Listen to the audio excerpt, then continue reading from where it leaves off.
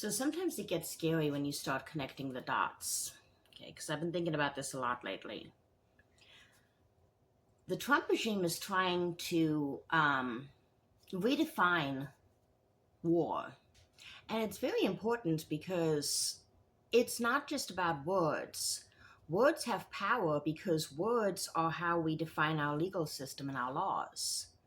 So what you call a war has consequences.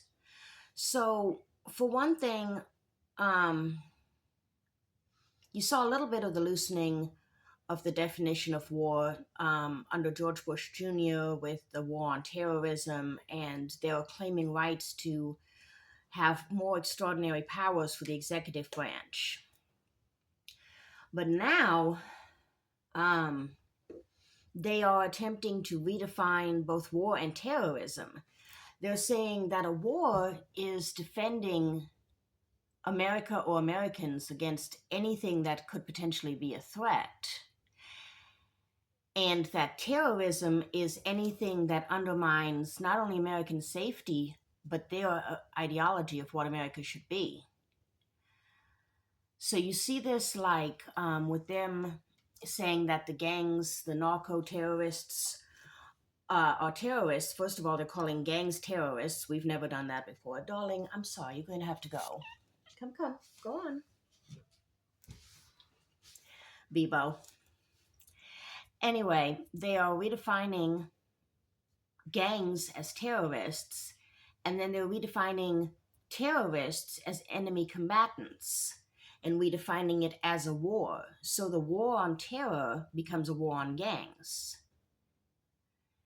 And any time that you can claim to be at war, that grants the president extraordinary powers to kill without checking with Congress or anyone else. So you can see why they are redefining what war is and what terrorism is.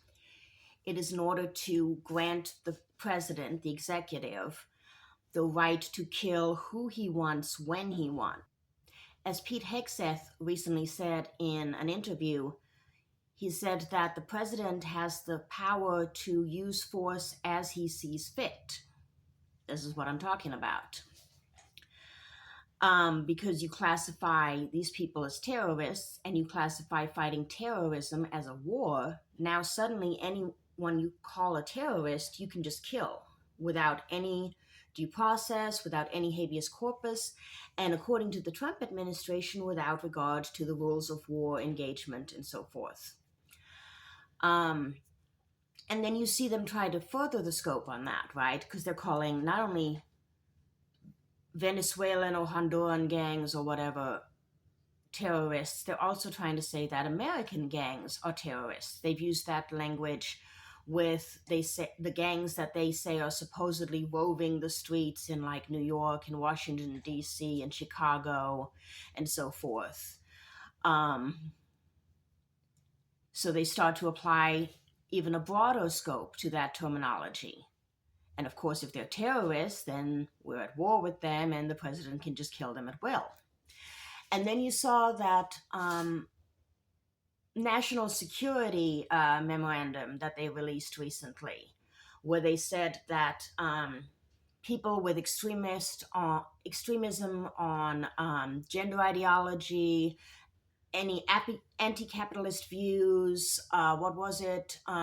hostility to traditional family values and Christianity, that these were categories for considering someone potential terrorists.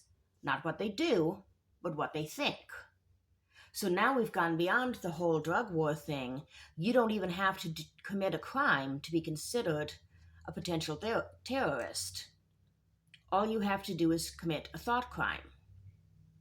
So you can see the clear logical progression of the expansion of his powers. He wants to be able to kill anyone who disagrees with him or displeases him and have no one try to question him, like the kings of old.